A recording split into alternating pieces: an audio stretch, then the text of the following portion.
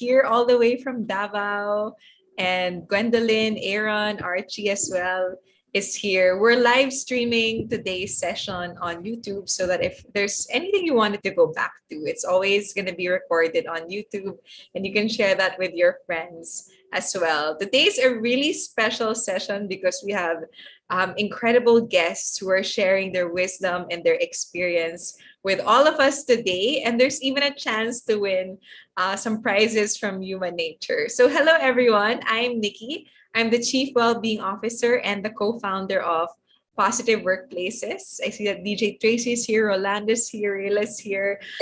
My background has always been in psychology. I studied counseling psychology and applied positive psychology. So the theory and the geeky side of things, I love to talk about. I love to talk about academic research, but I'm so glad that today with me are our special guests. First, we have Mary Christine Relopez, or Tin. She's the head of operations at Human Nature. Prior to that, she was also the head of tactical operations in Human Nature for almost 4 years and the head of merchandising operations for almost 8 years. So she has extensive experience as a leader and in operations. And we also have our guest here, Francis. Francis, say hi. Good afternoon. Francis Valencia is a digital evangelist and client-facing lead consultant for data privacy and IT business solutions with over 17 years of experience in marketing and commercial business development, including a decade in the financial services industry. Currently, he's working in one of the big four consulting firms, specializing in core business operations. He has extensive cross-cultural experience, having been educated both in Singapore and Manila. He graduated from Ateneo de Manila University in 2003 and earned a master's degree in business administration from the De La Salle Graduate School of Business in 2014. He's a public speaker, a voice actor, and hobbyist photographer. He's always been a storyteller and he's a teacher at heart. So we're so happy to have you here with us today, Francis. We're doing these webinar series because it's one of our ways of building positivity ripples. And we really believe that's how you create positive cultures. It starts with people learning to lead themselves, coming into a session like this, learning from the experience that Tin and Francis have, really perfected over the years. And then with that, they'll be able to lead others. And together they lead cultures, and that is how they can create sustainable, positive workplaces. So just some reminders before we start. We want to make this an interactive session. So have another device or be ready to go to another link. Although everyone is initially on mute, we love to hear your thoughts, your insights, your questions. We're always looking at the chat box. In fact, it's open in front of me right now. So please let us know your questions, your insights there. You can also participate by raising your hand if you have something to say. And of course, as usual, we will be sending out the evaluation forms. And when you answer that, you can get a certificate. Stick around for the end, towards the end of the workshop, the webinar. We're also going to be giving away some prizes from Human Nature if you're the top 3 scorers of our quiz. So listen to what's going to be shared today. So before we start, I just want to give you an overview of what's going to happen today. This is going to be our learning roadmap. First, we'll talk about why. Why is heliotropic leadership important in teams? And then we'll talk about what. What is psychological capital? We'll be hearing from the stories of Francis and Tin as well. And lastly, we'll be talking about how. How can I strengthen these attributes? So first, let's go to why. Why is heliotropic leadership important in teams? So positive leadership, especially over the last couple of months, the years, the pandemic that we've experienced, is really something that is gaining traction. Positive leadership builds on negativity to create new positive outcomes. So even in a crisis, if you're able to use that as a catalyzing moment for some good things, then you are then establishing yourself as a positive leader. Positive leadership fosters feelings of support and safety in the organization, and it promotes happiness, well-being, and mindfulness. And in uncertain times, positive leadership helps you navigate crisis, helps you rebuild communities, and it helps you forge ahead in moments of ambiguity, especially now that we're still unsure about what the future will look like exactly. So we want to ask from you, and of course, Francis is here, we'll chime in on each other as we listen to your thoughts on what does positive leadership mean to you in times of crisis. So please participate on Mentimeter. You can click on the link that is on the chat box, or you can turn on the camera of your phone or your tablet and you can scan the QR code on the screen. So what does positive leadership mean to you in times of crisis? Let us know. How about for you, Francis? What does it mean to you in times of crisis? Well, first of all, thank you. I'm happy to be here, and thank you for having us. Good afternoon, everyone, to the 100, 200 so participants that we have in over at Zoom today. So, what does it mean to be a positive leader for me? Well, what I did in my former life was I came up with a very simple framework on how to convert things or anxiety into something positive. Because each one of us is human, and each one of us has their own coping mechanism. So I made an acronym for COPE. Now, COPE. One is C, of course, is checking on others. O is have an outlet or a hobby. P is pray, and of course, E is already here, empathy. So positive leadership at a time of crisis is being able to see through the darkness and be dare I quote Transformers, the movie here, to be able to light your darkest hour. We're all here, we're stuck at home, and being able to convert this negative energy into positive energy to energize people is precisely what our topic today, heliotropic leadership and positive leadership, is for me. I love that. And I love that acronym that you shared on COPE as well. Let me just recap that. It's check in on others, have an outlet or a hobby. P is pray. Pray, and E is have empathy. I love that. How about you, Tin? What does positive leadership mean to you in times of crisis? Positive leadership for me, it's not really the absence of the negative forces or negative environment. No, actually, I think that is an ingredient for you to be able to transpose it, to change it into something that is good. So parang it's like squeezing the lemons out of the situations. And when it's easy to be negative, positive leadership is trying to see what is, sabi nga ni Francis, no, finding the light in the darkness. It's only when you realize that you can just turn on the switch, the light switch on, that awareness that creates that kind of environment, not only for you as a leader, but also the people around you.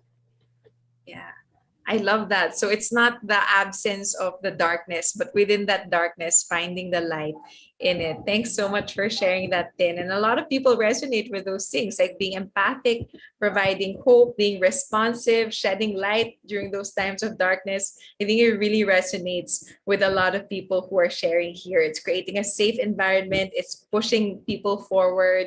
It's being able to adapt. It's motivating. It's having a positive mind, attitude, and behavior. So thanks everyone for sharing and building with us together that meaning of what it means to be a positive leadership in times of crisis. One word that we love to introduce to a lot of people is heliotropic. That word, the heliotropic leaders, it's helios actually comes, heliotropic comes from the Greek word helios, meaning all of us, all living things, we turn towards the sun. Just imagine like a sunflower. Wherever the sun is facing, that's where the sunflower will lean towards. And this is our natural state of all living beings, especially human beings. We're inclined towards the positive. Positivity is the preferred and natural state of human beings. So if you are a positive person, you will really gain more influence because people want to turn towards you. So we want to have people do this quick activity. Go to menti.com and then pin. You will see there the sun and also the black hole. Think about the people that you encounter. Let's say the last person you encountered in your workplace. Think about that last person you encountered. Would you pin them on the sun or would you pin them in the black hole? And the wonderful thing is, this is anonymous, so we'll never know who said what, who, if you're pertaining to your boss or your colleague or whoever pinned it on the black hole or on the sun. But it gives me, Francis, and Tin this idea of what range we're seeing in our workplace these days. And I think some poor people have already been smack in the middle of the black hole, right? Francis, Tin, I'm curious. Do you still encounter people who are like the black hole in around? Do you ever still encounter people in the black hole? How do you manage during situations like that? Oh yeah. Thanks, Nikki. The what I find amazing about this screen is that it does not follow the standard deviation. No, yung unang-una pa lang, may dalawa agad sa sun, may dalawa sa black hole. Now there's 8 in the black hole. Pero very few, well in this case, na nagpopulate na, no? So naging standard deviation curve na siya. But if you look at the concept, people often remember if it's a good memory or a bad memory. Yung sige, may nakausap ka, siguro the people who are in the middle are your peers or maybe, sige, in your normal course of business. But yes, you do encounter the polar opposites of those that really drain your energy and one that really energizes you. So yeah, I agree completely with what happened here with how it's spread. How about you, Tin? I think it's natural, no? Lalo na there are different personalities in an organization. Hindi naman talaga homogeneous in an organization. It could be, I think it's important to know what could possibly be causing the friction or are there like pain points. It might be that the person is not really difficult. It could be that there are differing priorities lang din, diba? Yeah. I love that empathic stance towards it. Now, maybe that black hole is not necessarily a difficult person, but there are circumstances that cause friction. So it's not necessarily an attribute to the person. But like Francis and Tin have said, like it's normal. It's normal to be encountering people who are feel draining, feel like the black hole. But as you'll see in the sharing that Francis and Tin have today, and what they've already said earlier, like experiencing that doesn't mean that the light will be taken away altogether. Even in a situation like that, you can learn how to build yourself as a heliotropic leader, and you can find ways to let shine in still, because it's quite alarming. Like 9 people here, like it's in the middle of the black hole, whereas like we're compared to like maybe 5, 6 here in the sun, and then a mix somewhere there in the middle. Thanks everyone for reflecting and participating on that pinning activity with us.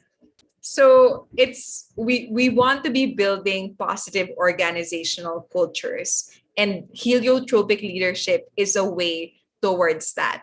When you're able to create like compelling mission and vision, when you're able to build a culture of abundance, create positive energy networks. These are some of the tactics we've covered in our course, but Francis and Tin will make it very digestible when they share their experience, because our main goal is to create that excitement where people can flourish and where people have a source of energy.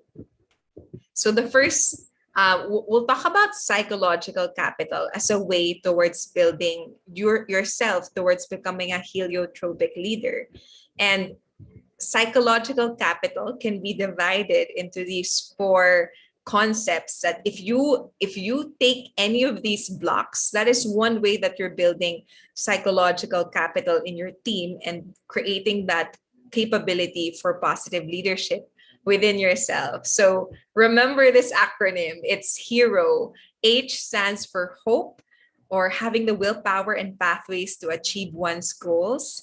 E stands for efficacy. It's having the belief that you are capable of producing and achieving results. R stands for resilience, having the capability to bounce back after an adversity. And O stands for optimism, having a positive attribution that something good will happen in the future. And Francis and Tin will unpack each of those with us. But based on what you know thus far, which do you want to improve on the most? Please share that with us on Mentimeter.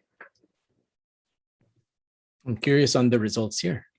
Yeah, and I'm also curious, Tin and Francis, is there like a specific one that you're building in yourself right now? Maybe Tin, we can hear from you. Definitely. I mean, even if you're a leader, you still need to learn a lot of things. No, ako personally, I'm trying to learn more about discipline also.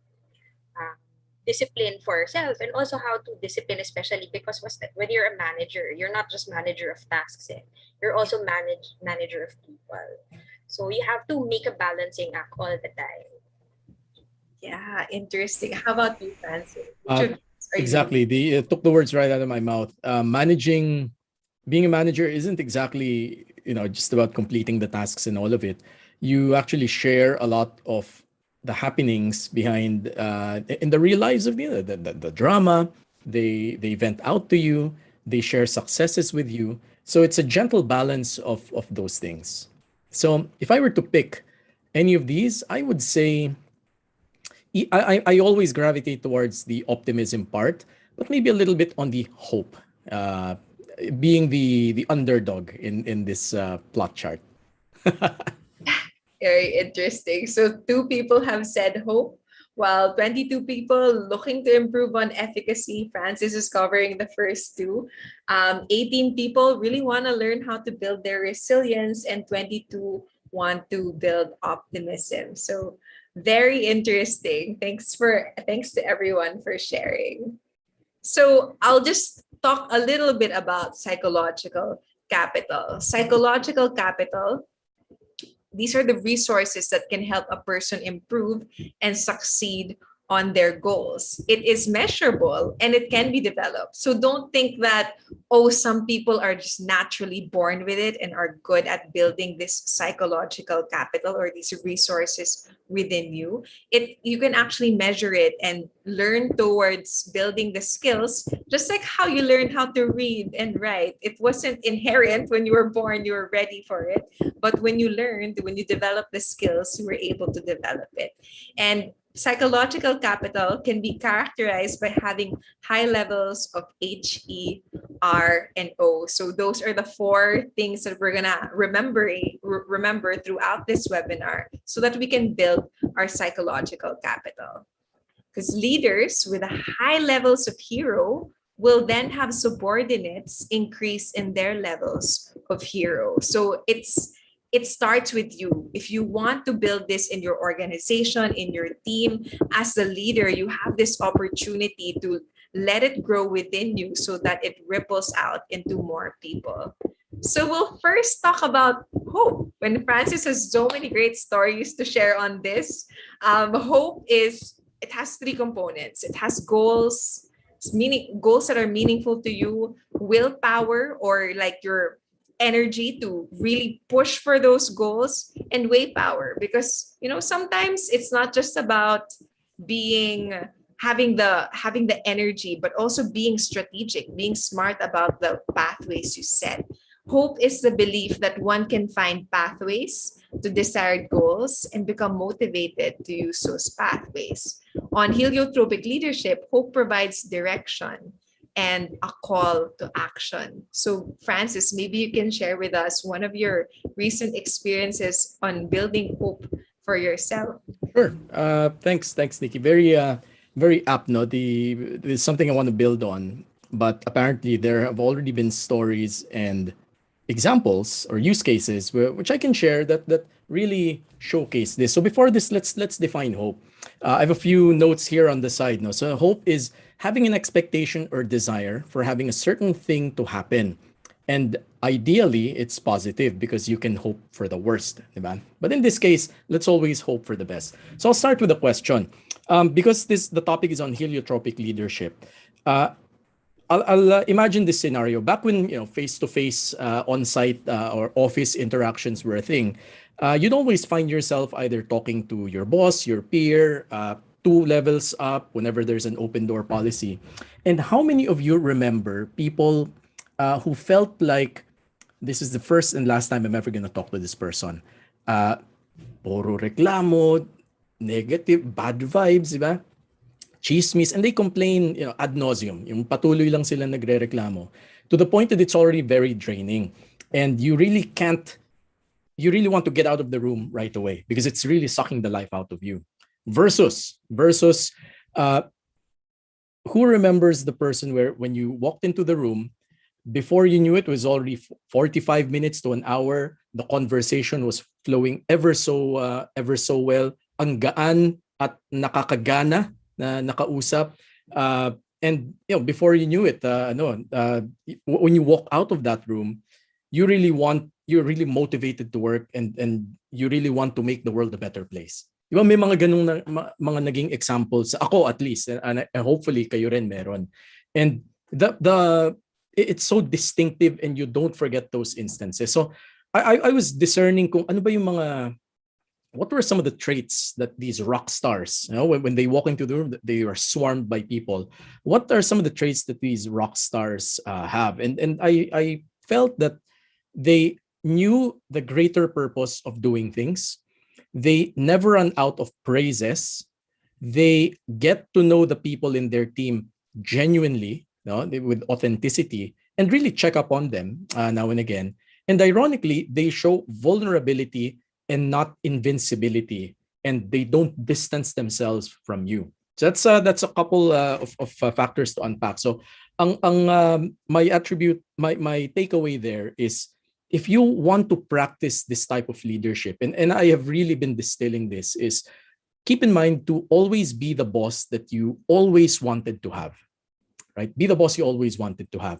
If you follow this mindset, you will only take away the best traits from the best bosses that you know and put them all together, diba? Put them all in a blender, and that is your formula. That's your own unique formula of leadership, and you're going to make the workplace and the world a better place to live in. You're going to make the world a better place.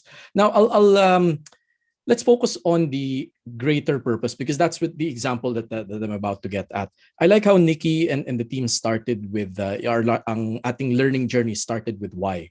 And I'm a very keen follower of Simon Sinek, and one of his books is entitled Start with Why. And from there, two quotable quotes that I'll mention here. There are only two ways to influence the human behavior.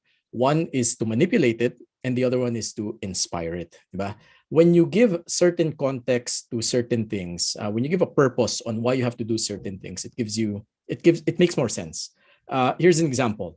So imagine yung boss nyo, tinawagan kayo, sabi niya, Francis, I need you to do some research on some common HMO packages acquired by companies today. Very simple, di ba? Very straightforward. Pero nung tinanong nyo, boss, ba't nyo kailangan? Why do you need this? Hindi, hinihingi kasi sa taas. Not a wrong answer. It's very valid. Versus, Francis, I need you to do research on I need you to do this research because the research that you're doing will help push a project that will help baseline our employee benefits and hopefully increase it. Right? It's more concrete. So let's assume that you went with the second path, na yun yung sinabi sa'yo. You go ahead and do your research. Oh, boss, here you go. Ang unang sagot dun sa kasi hiningi sa taas, boss, ito na yung research na hingi nyo. Okay, thank you. But on the second one, boss, here you go. Dahil sinabi nyo yung dahilan, medyo mababa pala yung benefits natin. But you know what? Since you mentioned what this was about, here's a study on what other benefits our peer companies have. if you know the greater purpose of why you're doing things, it gives you direction, gives you clarity.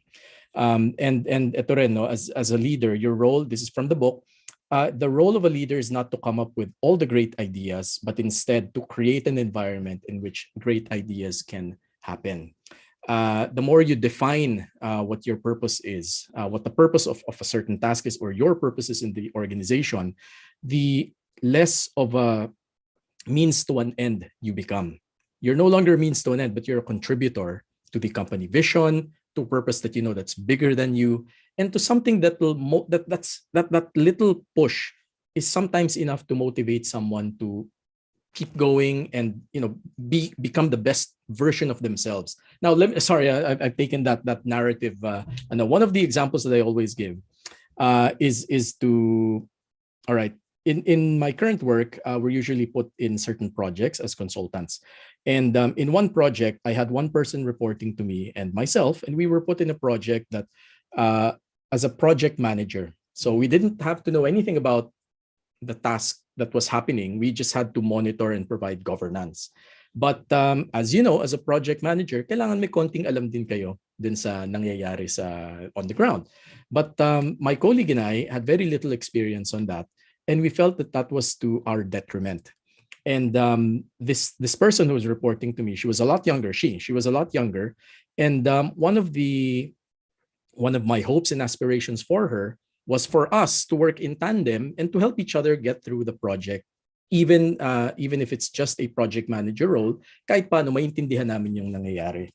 So my way in doing that, in manifesting and exhibiting hope, is to always connect before coaching. So what I did was I pulled her aside, well, in this case, a call. No? Sabi ko, hey, I know you and I are here together, and we know very little about the project, but I want you to know, and I need you to know, that I have your back on this, right? Because I know that you have my back on it as well. I will take bullets for you if we go upstairs. If things don't go our way, I will take bullets for you. I'm accountable for you, but you and I are both responsible for different things. So, anong nangyari, diba? Obviously, we made mistakes, but it was a great experience knowing that she was able. Kasi at times that I was not available, andun siya. She'd swoop in and save the day, and I'll do the direct and vice versa rin. Nung wala siya, I would cover exclusively all the tasks, etc., etc. Connecting before coaching makes you establish a safe place between the two of you. You can vent out all you want here.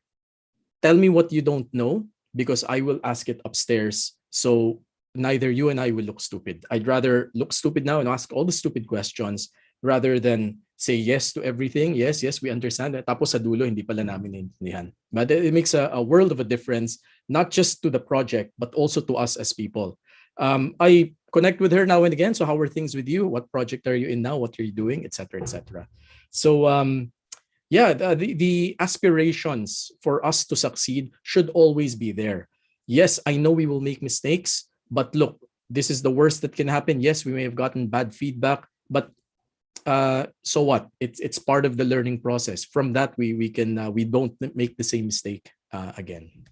So I think that's Love within my time limit. I love that story on hope, and I want to ask the audience as well, like, how hopeful do you feel? Because I imagine if you were able to follow some of the tips that Francis has shared as a leader, you would be able to increase that hope that you feel and that other people feel as well. So let's take this moment to reflect. How hopeful do you feel when thinking of your goals? Would you say slide it to the left if you say I'm hopeless when thinking of them, or slide it to the right if you believe you're hopeful that you can attain them? And I love that takeaway from you, Francis, you connect before you coach, because sometimes people will lose so much hope trying to figure things out on their own. But if you are a leader that they can approach, that if they're hitting their barriers already, they can approach you, and you could then ask for more resources or explain the context to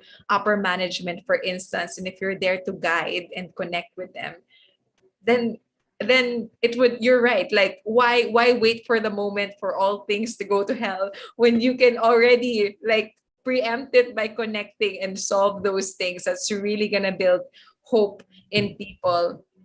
I also love your example where you said, just, it, like when you were discussing the difference between the two examples of just adding more context and adding a layer of a meaningful goal to what you ask of your subordinates. It's so simple. It's probably just an extra 3 minutes of your breath explaining the context why what you're asking them to do is meaningful, and you will get more direction from your subordinate. You will also you will also help them feel that they're working towards a big vision and they're not just like doing menial tasks. So I love those examples. It looks like people are on an average an 8.3. I can imagine if they employed your strategies, they would go even higher than that. We'll go to efficacy next. So if hope is really focusing on those possibilities, if the efficacy is a realization or this belief that you have the personal capabilities to produce those desired effects, and efficacy can be really contagious. So I want to ask the audience first, think of your most recent achievement and rate yourself on the following. Oh, there, sorry. Think of your most recent achievement and rate yourself on the following statements. So rate yourself on these three statements. Would you say I was able to easily stick to my goals? I was resourceful in finding solutions, and I was certain of my abilities to overcome challenges. Slide it over to the left if you strongly disagree, and over to the right if you strongly agree, or you can find that gradient somewhere in the middle. What are you noticing about what's on the screen? Anything, any insights, Francis? Well, for one, I'd like to comment on the 8.1, 8.2, 8.3 score. Mukhang pasado naman ako, no? Parang yung scorecard yun yung gano'n, di ba? 9, 10, di ba? O 8, okay na. I'm happy with that score. Okay, most recent achievements, and rate yourself on the following statements. I was able to easily stick to my goals. I was resourceful in finding solutions. Okay, great. So a 3.7 confidence level, 3.7 score on the on the ability to overcome challenges. That's very normal. We persevere. This is out of 5, no? This scale is out of 5. Oh, layo na. But 3.9 also makes sense because back in the day when we were doing face-to-face, all our resources are in different departments. Right now, everything is on Google or the intranet, yung internal SharePoint. All the resources have been converted digitally. Everything you need can be found in the company infrastructure. And stick to my goals. Usually naman if a goal is defined, lalo na kung very very clear and concrete, especially the metrics. That's something you can write on a post-it and stick on your wall, diba? So these all make sense. I'd love to hear now, Francis, what's your story of building efficacy as a heliotropic leader? Okay. The general answer here is actually very simple. Assume always that your people will do a good job, because if you think from the very start na mahihirapan yung mga to, you're not gonna be very effective. You'll constantly be fault finding. You will constantly be looking for maghahanap ng butas na teka, na-miss mo to. Paano kung ganyan? Inisip mo ba yan? But assume that they will always do a good job. This brings me to a recent talk I did. You can find in my LinkedIn profile. Now it's still in my old firm. I gave a talk to teachers and the digital classroom these days. And one of the questions that DepEd representatives gave, and it was one of their bigger concerns, was how do we prevent students from cheating?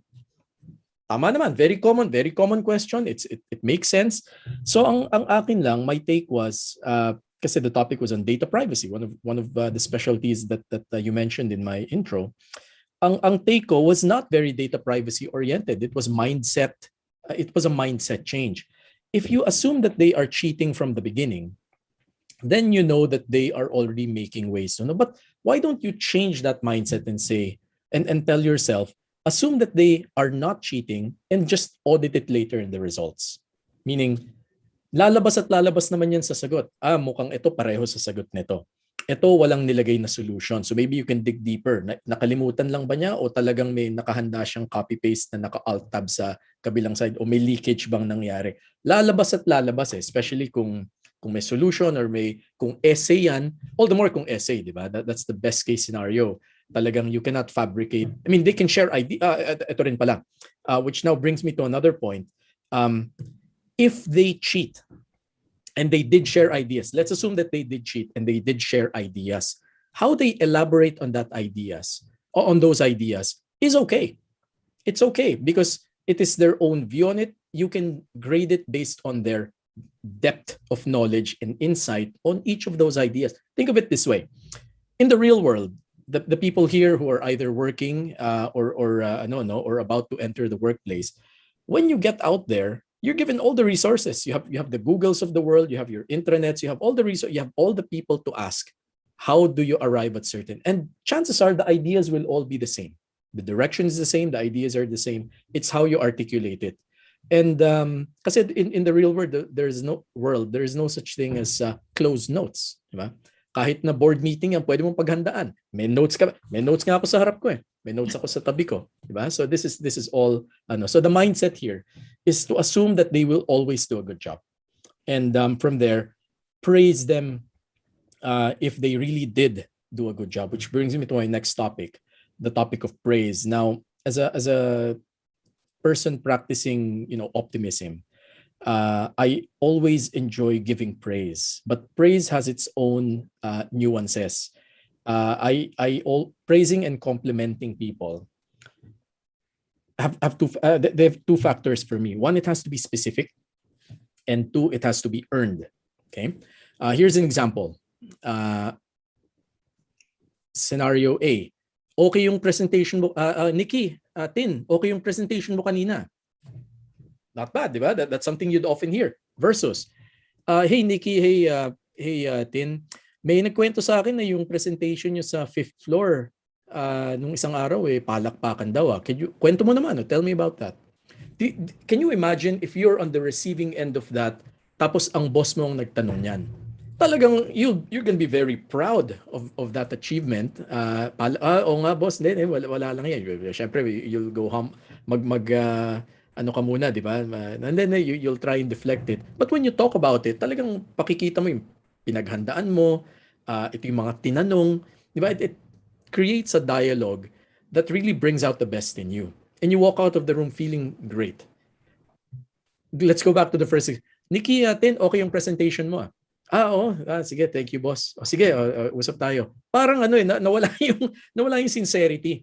A, it was not specific, and B, it was not earned. They might have earned it, but not at that moment. But at least, if you give the second example, talagang pinaghirapan nila yan. Ako kasi, I'm a firm believer that people will never remember the words you told them, but they will always remember the way they made you feel. And there's a story behind this. Of course, no, there are two stories here. One is a very recent project that I have with a peer. And ganun ulit, meron kaming nire-reportan na isa. So the person we're reporting to assigned us a certain task, and it was something that we had the weekend to work on. So over the weekend, I was speaking with my coworker, with my colleague, and he naman siya this time. It was structuring a certain set of tasks to a logical so imagine we had about 100 tasks to do. How would you segregate this logically and place it on a timeline? Seems simple enough, diba? Pero ang daming permutations na pwede nyo gawin. So imagine that was the task. You had a checklist of 100 items, and you had to sort it to something logical and plot it on a timeline. So it was a matter of putting them in buckets and then putting them where they are in the timeline. So the whole weekend, my buddy, my colleague, was always ahead of me. Gets niya kasi program manager siya before, kaya alam niya kung paano isort, alam niya kung paano yung nuances ng system, etc., etc. I was playing catch up. So Monday, and you know, we praised ourselves at the end for having completed the task and finishing it early. So sabi namin, let's polish it on our own on Sunday and let's present it on Monday. Monday came around and we presented to our direct report. And ganyan. Siya yung nag-lead. No? My coworker led. So nag-explain siya. Ako, the details. I added some details in the points that he forgot. Now, in the end, our manager said, have you considered doing this? Diba? Tapos may simulate siyang setup or configuration. So my coworker, who was always so advanced in this, naka-camera on kami, bigla siyang, he had this very confused look, parang hindi niya magets. Samantalang ako, nagets ko kagad. So I told my one-up, okay, yeah, okay, that works because A, B, and C, and yeah, these points make sense. Ganyan, let's toy around with it, ganyan. So na-explain ko siya. Meanwhile, my coworker was really, parang, I don't get it. Nag-comment yung boss namin, yung team lead. Sabi niya, hey, you look a bit confused. What's going on? Sabi ko, no, edi ako na. Bago siya mag-explain, ako na muna. Sabi ko, no, you know what, let me take this. You know what, to my coworker's point, this is the first time I ever got a concept ahead of him. The whole weekend when we were working on this, siya yung palaging nangunguna. He's always 2 steps ahead of me. He constructed this whole thing, and I only put in the details of the checklist that belong to the right bucket because he structured this whole thing. This is the first time I can proudly say I got the concept before he did. Syempre, imagine mo yung pakiramdam nung coworker ko. Pinaghirapan niya tapos only to be put on the spot on a Monday. So because I gave that praise that was specific and earned, diba? Imagine mo kung, and now we're working following that, that he has my back and I have his. Diba? I gave him the same talk. I have your back because I know you have mine. And right now we're complementing each other in the tasks that we do. And another very quick story on praise, if I may. Do I still have time, Nikki? Sige. So one of the several companies ago, I had a really great boss, and he was very fond of, again, this is a trait that I assimilated or distilled from him, praising in public and criticizing or giving critique in private. I always enjoy praising in public because it really puts the person on a pedestal because it's earned. But anyway, what he did, this former boss of mine some lifetimes ago, we were a ragtag team of about 50 people in that old company, in the company decades ago. And in one of our gala nights, everyone was dolled up, diba? Bihis lahat to the hilt. And he would, our boss then would always give the opening speech. And ang sabi niya, look, you guys, I want to take this moment to greet the guys here that work for me, that work in the company, because they may be dressed up now. They may look so glammed up. Ang verbatim, I still remember, mga chong, mga chang, mga sexy, mga siksik. Diba? Pabiro, no? So, what you see here now are the glammed up, but underneath all of that are the bruised and battered soldiers who fought in the battlefield to get us to where we are today. And until today, that still brings goosebumps. Nakakakilabot pa rin imagining. Kasi at that moment, talagang you'll feel really proud. Lalaki yung dibdib mo pag, when you were standing there as part of because you were being praised in public. And our boss knew that all of this was earned, and the battles that we had to fight to bring the company where it was, to be able to afford a gala night, inviting all the distributors, inviting all of us, wonderful. It was a wonderful grand way of giving praise, and it's very specific. So yeah, I think that's so to recap, it's really more on assuming that people do well and giving praise that is specific and earned. Back to you, Nikki. I love that. I love those stories because as a leader, we can actually be we can, like, the tendency of a black hole type of leader is you will hoard all of the praise when something is being highlighted as a good thing. You'll take full ownership over it and you won't share it with others, and that's definitely the opposite of being of a heliotropic leader who shares that praise and that acknowledgement to others. And like the opposite, the black hole version would be whenever, like, you're very generous with your disbelief or your criticism. But what Francis is telling us is, just believe that people will come through. In fact, that your faith in them is probably what gives them that faith in themselves, so they really pull through with the strengths that they can see it through to the end. So thanks. I love those stories, Francis. Yeah, like, recap, like, I'll remember it as well. Like, sharing, when I praise, I'll make sure it's in public, and then I'll be very specific, and I'll also make sure that it's earned, so that people will not brush off those compliments, and of course believe in people. We'll go over to Tin to share more about resilience. So before that, resilience is the ability to sustain and bounce back when confronted with adversity. Because as Tin said earlier, at the darkness or the challenges, the difficulties, we cannot fully remove them. But one thing you can do is bounce back from them. And that's something that you can do when you are resilient. And the traits of highly resilient people are they have that acceptance, they see the purpose, and they have the flexibility. So for heliotropic leaders, resilient ones are the ones who can provide balance under pressure. So then I'm so curious, what is your story of building resilience? I think every day there's adversity, especially in operations, because I work in operations of human nature.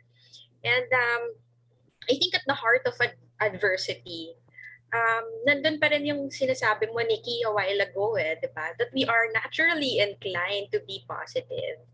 I recall very recently, there was a case in our warehouse, no?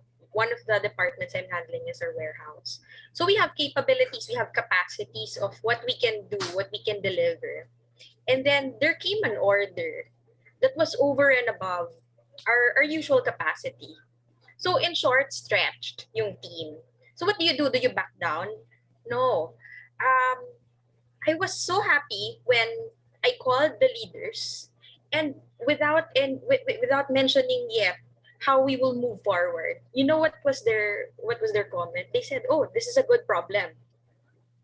So I think it's important. It's really connected to what Francis said a while ago in Hope, that when you also provide the context, it makes them understand. It makes them appreciate how their action would also contribute to the bigger goal, to the bigger picture. So what happened there was, immediately the different groups coordinated with each other. Okay, I'll handle this, I'll handle this, I'll handle this, I'll handle this. And I think it is coming also from the idea of there's a common threat. There's over and beyond order volume. But there's also a common benefit. You want an order, diba? So I think that also combines that, the common threat and the common benefit. But at the end of the day, katulad nga ng nandito nakasulat, no, there's an acceptance. This is really happening. Do you back down? Do you back out? Or do you forge on? Do you power through? You accept what the situation really is. And then you go back to the purpose. Why are we doing this? So that when you get tired, kasi di ba pag pagod na pagod ka na, tapos ang dami-daming problema, but when you know the purpose of why you're doing it, you're able to really power through. And the flexibility. You cannot fall in love with your process all the time. There, you have to be very agile also. Meaning, there would be chances wherein your plans would not fall into place. Your capacities will not be enough.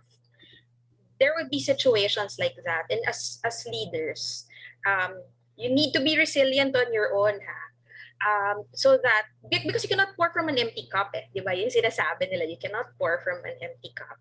And it would be through you that you build that kind of culture, eh. You infuse that kind of positivity in the group. You rally na kaya natin to, we can make this happen. So at the end of the day, we were able to accomplish the goal.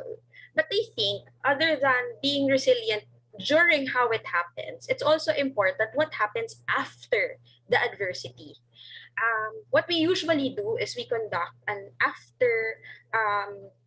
an after action review. Some call it post-mortem, some call it retroactive evaluation. Bakit? People are naturally positive, but when it happens all paulit-ulit, it becomes cyclical. People also get tired. You get fatigued, diba? So it's also important that you review what happened. What was the situation? What were the bottlenecks? So that you can come up with a solution. So that the next time it happens, you're more resilient. Mas kaya mo mag-bounce back. When an adversity, palaki na palaki adversity, but you are also bigger in terms of your capability. Because, katulad nga ng sabi kanina, no, you create pathways so that when a problem comes in, you're prepared. Di ba sabi nila luck favors the prepared and the bold, di ba? I think resilience also, it favors the prepared. And it also favors the bold because you need to be accepting, you need to be purposeful, and you also need to be agile and flexible. I love that added insight you had towards the end. Then resilience is not just about, yes, a big part of it is in the moment, you have that acceptance, you have that flexibility, and you connect to the purpose so that you have that drive to move forward. But especially these days when people are saying like, pagod na ka maging resilient, you've been asking us Filipinos to be resilient for a long, long time. I love how you have that tip of doing like a post-mortem so that as a leader, you're not expecting just pure resilience from people all the time, but you're building a more systemic resilience because you're learning from the past situation and making it better from there. And I think that is what's really a deeper and more institutional resilience if you take that time through a postmortem or like a reflection about what happened and what can be changed from there. So I hope the leaders here also take that away, no? Na yes, there are times when there's a call for resilience, help people accept, find that purpose, help them be flexible, but there should also be like a more strategic way to learn from that adversity. So thanks for sharing that insight, then. And our next and last letter is actually optimism. So optimism is that positive attribution toward current and future success. So it's different from hope because optimism is like the optimistic person believes in the possibilities of a better future, looking beyond what is in front of them and focusing on necessary actions to overcome crisis. Whereas hope, you believe in your own capability for securing a successful and fulfilling future. You're already making that plan A, plan B, plan C. You already see the pathways. But there are moments in our lives when we don't know how we're gonna get out of this rut, or it's so difficult right now. And what is called for within you is optimism. Like for instance, at the start of the pandemic, figuring out how we're going to get the message of well-being out when everyone has pulled their budgets, when we didn't know how to do this, we were experiencing the pandemic for the first time. I think I was banking more on optimism that no, we'll find a way. I don't know what it is, but we're gonna find a way. So that is that distinction between optimism and hope. It's optimism is you're looking beyond what is in front of you. And to build heliotropic leadership, optimism actually engages positive communication. It builds that vision of a future that you all desire, and it makes people more excited. So curious, Tin, what is your story of resilience, of optimism? Optimism. Largely, we were talking about a negative space, negative environment, diba? And when you talk about negativity, it's something that is uncontrollable at times. Do you have control over the pandemic? You don't, diba? But what you can have control over is how you would respond to this. And yung mga leaders, that is our role din, eh, to be able to create that kind of environment of positivity I like how you said it, that it's important to have that positive communication. How you would open it up. So you create that kind of control, a certain controlled environment of positivity also. Um, and one thing that what we did is that during the start of the pandemic, mararamdaman mo yung mga tao, di ba, na parang, hindi, kaya natin to. It would just be like what? 1 month, 2 months, 3 months, and then it drags on. Di ba? And then it gets tiring. So it's easier to be, it's easier to say, hindi ko na kaya, to give up, and so on. Kapag nagsa-struggle ka, no? So when we saw that kind of environment also, as leaders, ang natural is how would we be able to address this? In one of my, because I'm also consulting with positive workplaces with John, and in one of the sessions we were talking about natural inclinations. And ako personally, my natural inclination is a developer, meaning I really enjoy when I see people developing. And so um, when in one of my devotions, I came upon this verse, no? And then sabi niya doon, good, the kind words are like honey to the soul. And from there, I came up with the idea that, a lot of people would want to say a lot of good things, but it's just that there is no avenue. And that is when I thought about creating this platform. Actually, it's free. Technically, everybody can do it. I think everyone in this group could actually do it. Um, so what I did was, I created the Google form, and then that Google form, this is basically what you will see. Just 4 questions. What's your name? Who do you want to recognize? From what department? Basically, because I have several departments under my watch.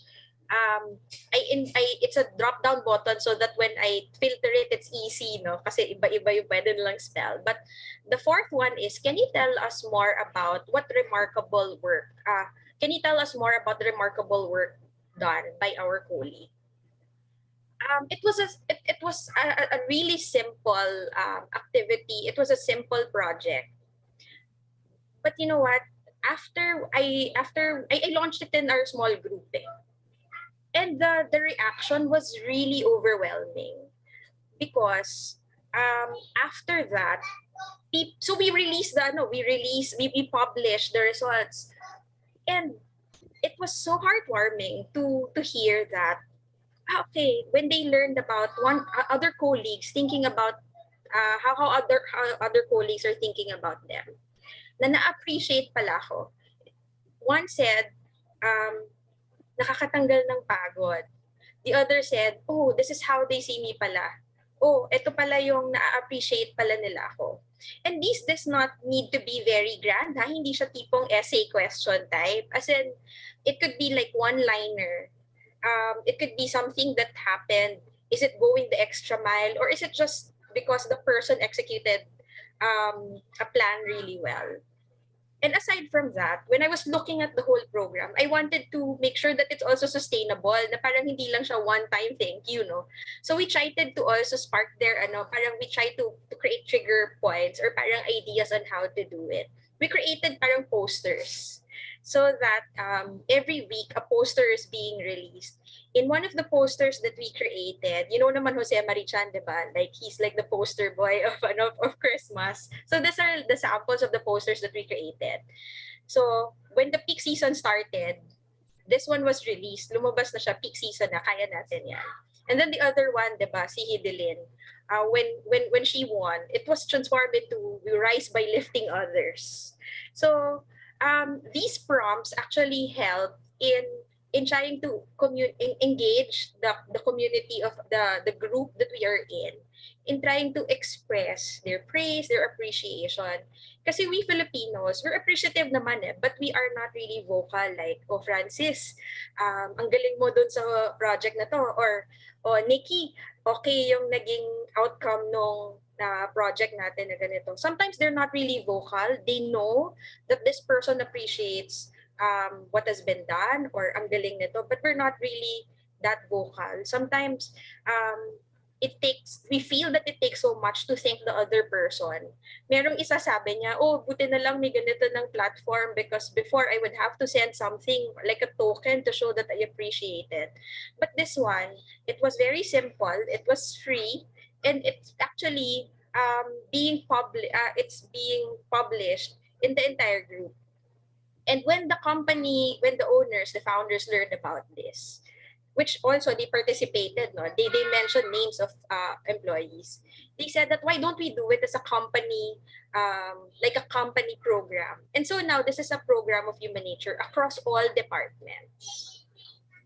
That's amazing. And I think that's like a really incredible leadership contribution. Now, it's not just for you and for a few people, but because you were able to do it so well and you thought about it really thoroughly, then it's now like an institutionalized aspect of the organization. So that's again, it's Google Forms. Like it doesn't cost much to do it. So this is actually an idea that Tin is sharing with us that anyone could grab, that this is something that you could apply in your workplaces as well.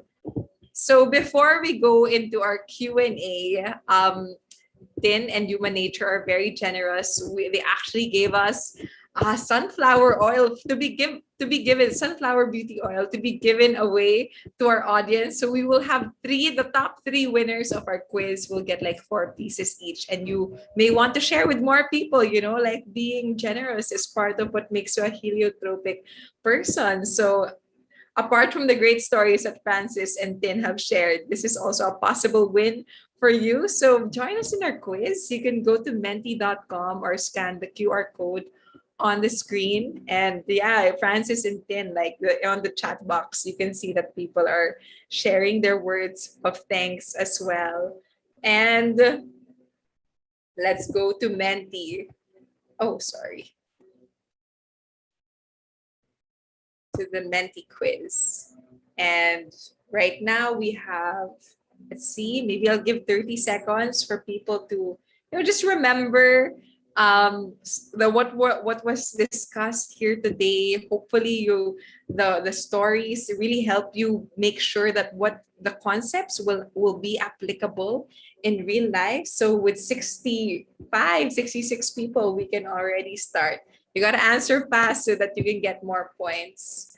So the first question is this: what does O in hero stand for? And this is what Tin has closed with. Like, what does that stand for? And as Tin has shared, gratitude and institutionalizing that gratitude for each other, sharing good words is actually what really, really builds this as well.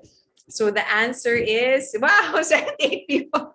I don't know if you could give prizes to all 78 people. It's optimism. So 78 people have gotten that right. I'll leave the leaderboard for the end para reveal. Next question, get ready. What does H in hero stand for? And Francis opened with this. That he gave so many tips, like connect before you coach. Tama ba, Francis? Connect to coach, connect before. Connect before coaching. Connect before coaching is like one of the strategies that Francis has shared in building hope in your team. So yes, H stands for hope. And the next question is this. And yeah, hopefully we'll reach out to you after this, and I'll give you our email later so that you know how to get the prize. What does E in hero stand for? And again, Francis discussed this as well. He talked about praise in public, believe in people. Don't think that people are gonna screw up, but in fact, like, be very specific about your praise and make sure that it's earned. So yes, that is building towards efficacy. Well, 99 people answered this. And we have 2 more questions to go. So there's still a chance to catch up. Question 4 of 5 is this one. What does R in hero stand for?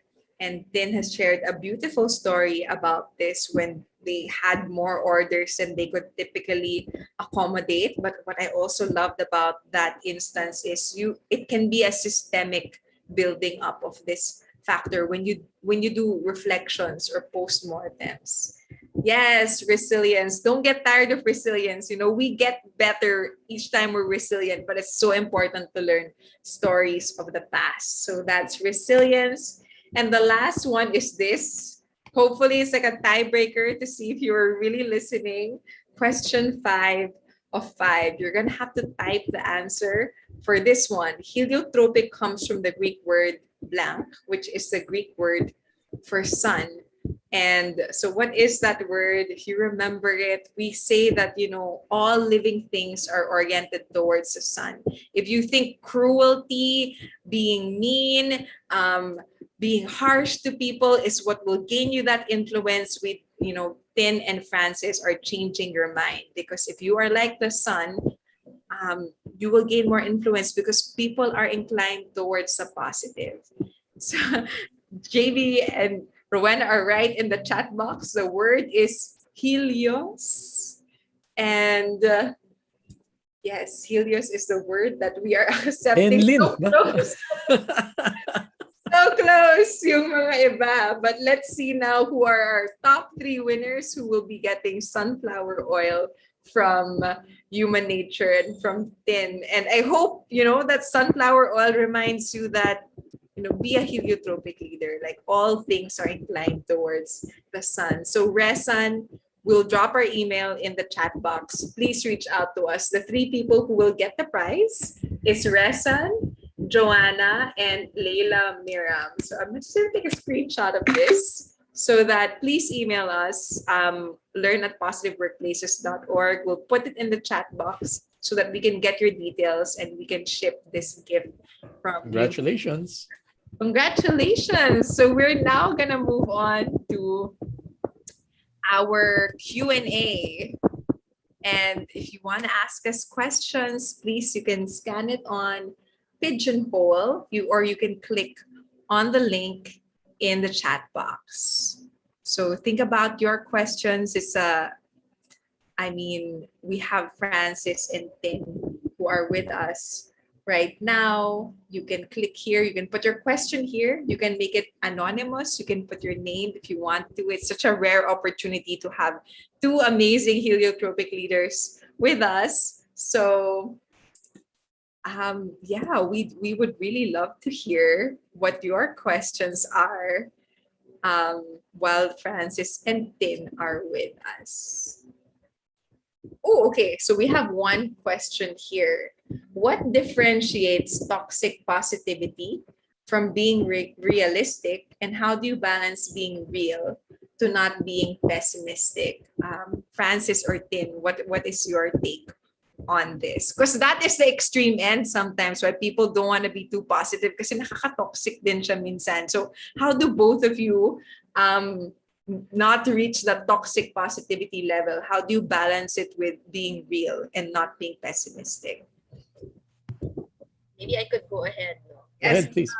I think it's something related to what I shared a while ago with resilience. No, when adversity happens, you have to be on the go. You have to be on your toes, and you really have to rally for positivity. But at the end of the day, as leaders, you also have to ground yourself. You have to also be able to detect what's the cause of the adversity.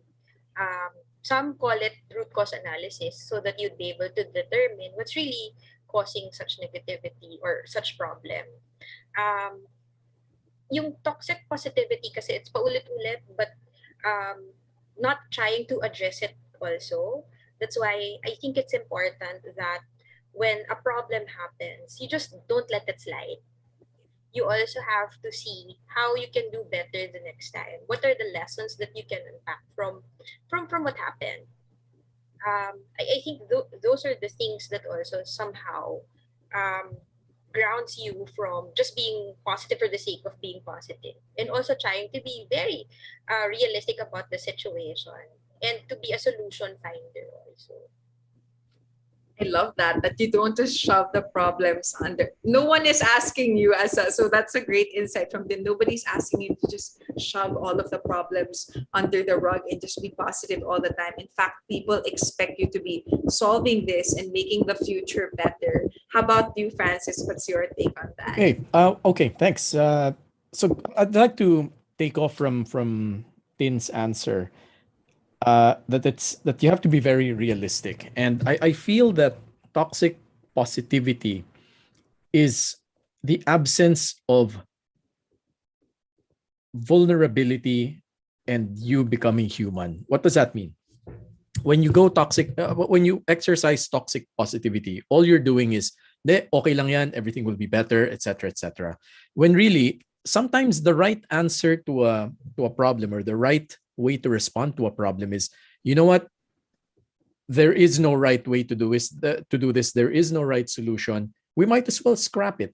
Or you can all there's all anyway. You can. It doesn't always have to be successful. Your project can go to ruin. Your project can be unsuccessful. You can be entering a sinking ship scenario.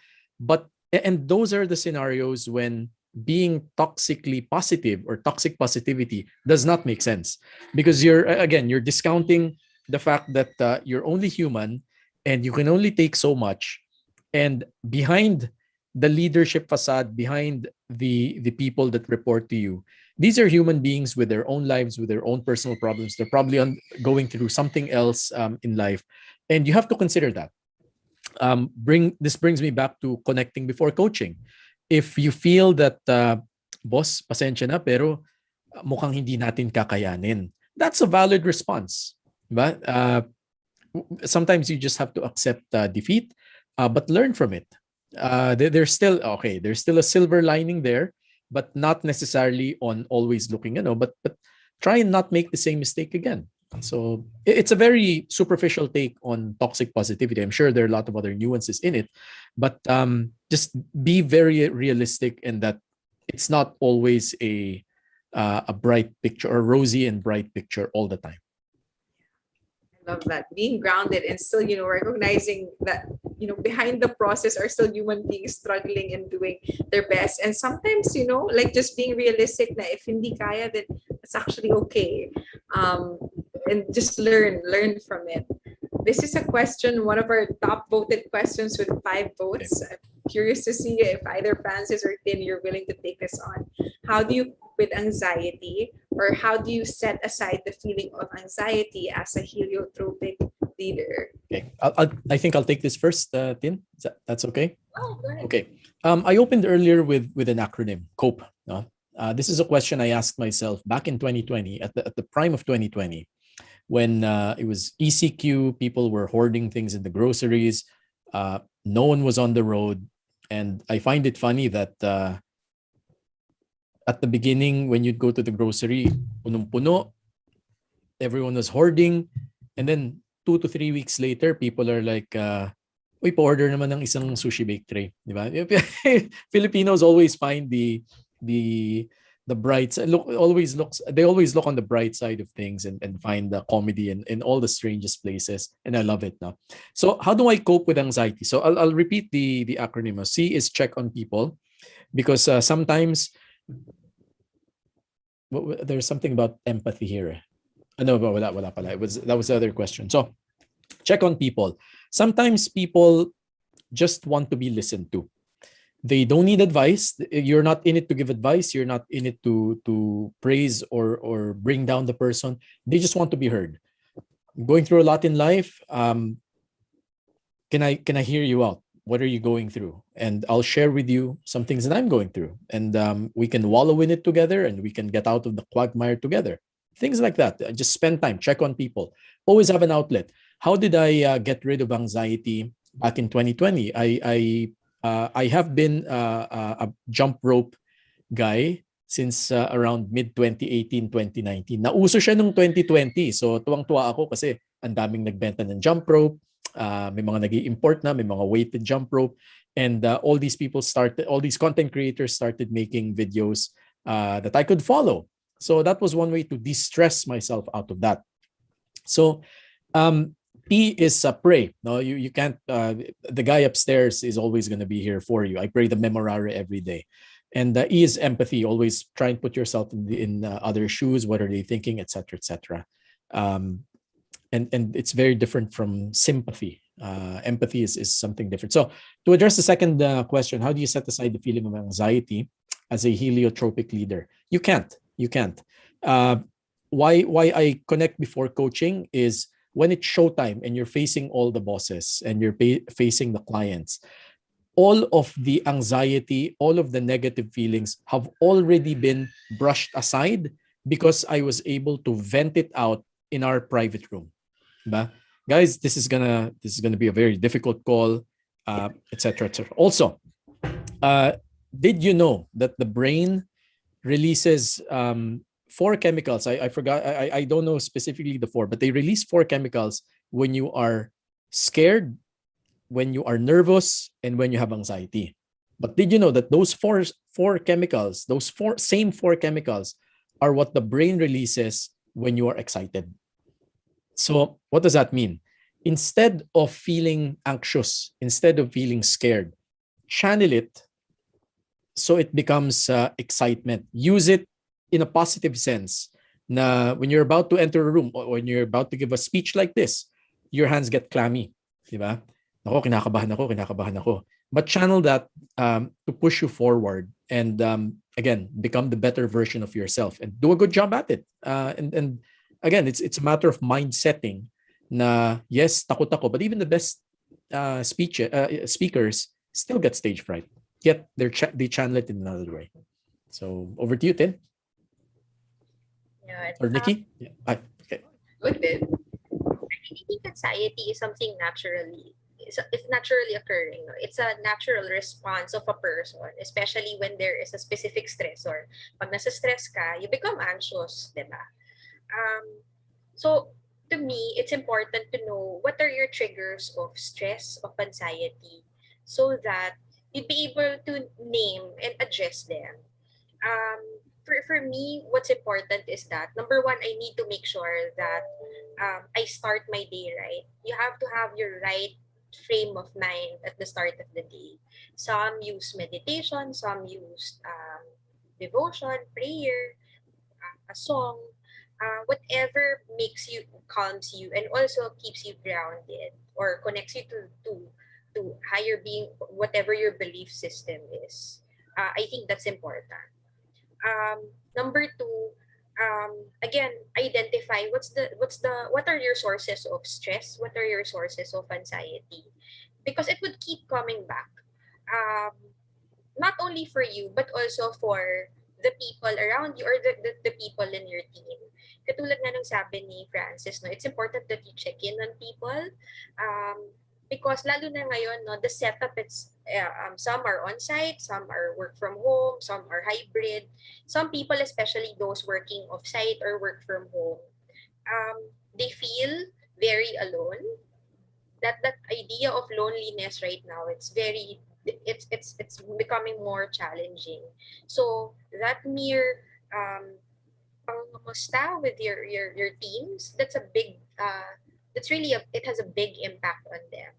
Knowing that you're not alone in what is happening, whether it's a period of pandemic or not, it's really important that you know your stressors and you know how to address them. Love those. I love those tips from the morning tip to like starting your morning right to being aware of your stressors so that you can learn how to address it. So I hope for the ones who voted on this question and that the person who asked, I hope that really helped you. This is the question we often get asked, and I can imagine some people here are probably leaders who are trying to be heliotropic for others, but at the same time they are sandwiched because they are experiencing a leader who they feel is draining or is toxic. So what are your insights on this? Maybe I can ask you first then. To me, it's important to have a dialogue. Whether it's your boss or you are the boss, who's the one who's toxic. No? That's why it's important also to keep tabs with with the people around you so that you get feedback. I think feedback is really important. If you're dealing with a toxic leader and you know that you are there in your company for the long haul, it's important that you try to also talk to your leader. So how do you approach this? When you when you talk to a person, especially in something that is as difficult as this one, it's important to also be very specific. Like, are there specific instances that you felt, okay, this one at this point, ang hirap nang nangyari, ito yung naging response. I hope that it could have been better if ito yung naging approach natin. It could be that way. But I think the answer to that one is really a dialogue. If I am the toxic leader, for example, it might be that I do not know that I am toxic. It might be that in at the back of their minds, it has always been my leadership style, pushing, pushing, pushing, pushing, and I don't know that to the point that I'm already toxic. Maybe it needs calling out also. But again, it's important, kaya nga nung sabi ni Francis, no, you criticize in private, you praise in public. You do not criticize, siyempre, the leaders in front of everyone. It will just create tension. You always, katulad nung sabi kanina, no, you have to be empathetic also. You have to put yourself in the shoe of the toxic leader. If you're being called out in a lot of people and you get embarrassed, that the tendency is that it just creates friction points. So make sure that when you create that dialogue, you also try to prepare the environment. Hindi naman yung hurried, di ba? Yung tipong sobrang busy ng boss mo and then tsaka mo sasabihin yun. It's important that you prepare the environment so that so that both of you could be in a situation wherein you're also free to share your inputs. Love that. Communicating and feedbacking, as Tin said, in a safe space could really go like get you so far. How about you, Francis? What's your take on this? Okay. Very, very similar to Tin, but because you have to be very specific. But I'll implement some consulting concepts here that you can use. First of all, yes, a dialogue is the best in private, but you have to address the behavior and not the person. Okay, address the behavior, not the person. Meaning, you shouldn't be saying, "Ikaw kasi." It's not gonna get you anywhere. Baka umalis na lang ng call yan. You have to address the behavior and you have to be very specific. On this day, at this meeting with these people, you exhibited behavior that we felt was inappropriate, and I wanted to talk to you about it. You can start with that. And take note, that was very specific and direct to the point. I find that Filipinos tend to talk about, it's always yung kwento muna to create the drama and then the punchline, diba? They set it up for a payoff. I invite you to reverse that. Give the payoff first and then explain yourself. That's a concept in consulting known as top-down. What do? Instead of saying, because ganyan, ganyan, ganyan, because ganito, ganito, because therefore I conclude this. No, just go straight to the point and then explain yourselves. Unang-una, mga bossing to, you probably set 30 minutes with them, but they have to go in 5 minutes. Hindi ka pa tapos sa kwento mo, and you'll miss out on the punchline. So give the punchline first, so they can hear you out and probably prioritize you instead of leaving for that other call that they might that has a conflict. So next is prepare your lines and prepare facts. You cannot go into it with your gut feel. You need facts. It always works best. Much like in consulting, you have to be able to deliver things based on factual information, not gut feel. And be direct. So go straight to it. Boss, nung ganito, we felt that the line you used here was inappropriate. It was something that triggered a lot of people. I specifically A, B, and C. I got to talk to them, and I wanted to talk to you about it because we felt that if this behavior were to permeate, baka hindi, it might not be a very healthy workplace, or it might promote a negative culture. So open with that and just be brave. You want to You want to pray a lot before you do this. Ako, I mumble a prayer whenever I pull off something like this. But you'll find that they will listen. You'll find they'll listen. These guys are human. These guys have had bosses before, and they will listen. So yun lang. Just be direct about it. Love that. And I love the tag team that happened here with Din starting with sharing that, empathize with these bosses instead of labeling them immediately as toxic, understand where they're coming from and also provide them that feedback and do that communication. And with Francis then, like going deeper into exactly how can you provide that feedback and have, that boost, that have faith that your bosses are human, they will listen. So I just want to say thank you so much to all of our participants who asked these really insightful questions that we all learned from. I want to say thank you so much to Francis and Tin for, I know you were incredibly busy people and this was a lot to ask of you, but you did it. You generously just gave us your time so that you could be here for everyone listening, so that you can share your insights, your stories that will help them become heliotropic leaders. Francis, I'll turn it over to you first. Do you have any final words to our audience? Oh, okay. Well, I was about to type it in chat. I had to Google the name of the principle in consulting. It's called the Minto, M-I-N-T-O. I had it at the tip of my tongue, kasong naisip ko menti eh. So Minto. It's the Minto principle, where you go top down, meaning you begin with a big idea and then you build up on it downwards, like a pyramid. Sanay kasi tayo that we build the drama and then we develop into the punchline. Try and reverse that. Sometimes it's no. So for now, I guess closing words is, first of all, thank you for the invitation. Thank you for the 204. Thank you also to the 240 plus participants, strong participants here, for all your questions, for contributing. Congratulations to all the winners. I hope there were some takeaways, because this is in YouTube and in the internet. I hope you go back to it one day and try and recall if you've made a positive impact on the way you do things from this webinar alone. If you picked up certain concepts and aspects and elements on it. So we look forward to your practicing this, and we wish you all the best. Thanks, Francis. And how about you, Tin? Any last words for our participants? Thank you so much for inviting us. It's very refreshing to also talk about. Parang it's like a reflection for us, for sure. The participants here, they could be the soon-to-be bosses, or they are the bosses, diba? If you are the follower of the boss, if you are part of the team, I think it's important, yung kaninang pinakita nila, the sun and the black hole. You can learn from both. You can learn from a good boss, a toxic boss.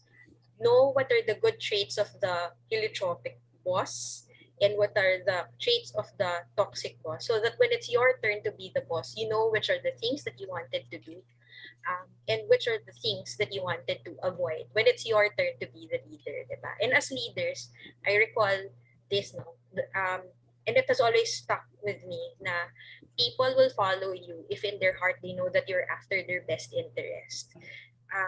So I think as a boss, if you always keep that in mind, it would be very easy for you to run your team. Whether you are in adversity, you can be hopeful, make sure that you're efficient, and then everyone will just be resilient and optimistic. Yay! Thank you so much for that final words, Tin. And to everyone, thank you so much again for being here, for asking your questions. Please follow us on Facebook, facebook.com/positive workplaces ph, because this is just the second part of our series this month. For our next webinar, we're lucky we're going to have Kay Vardillion once more. She's going to talk about emotionally intelligent coaching.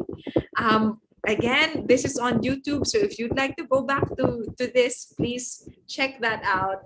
And lastly, we will be dropping our post-evaluation link in the chat box. If you want to say words of thanks to Francis and Tin over there as well, we will be sharing that evaluation results with them. So if you have like a message you want to share back, or you can share it here, you can share it on the forums. We will keep the form open for 30 minutes and you will then get your e-certificate afterwards. So again, thank you everyone for spending your afternoon with us.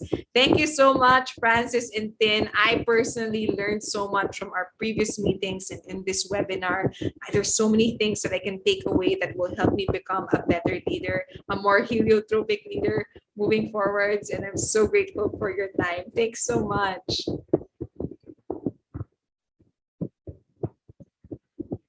So yes, thanks everyone and have a good afternoon ahead.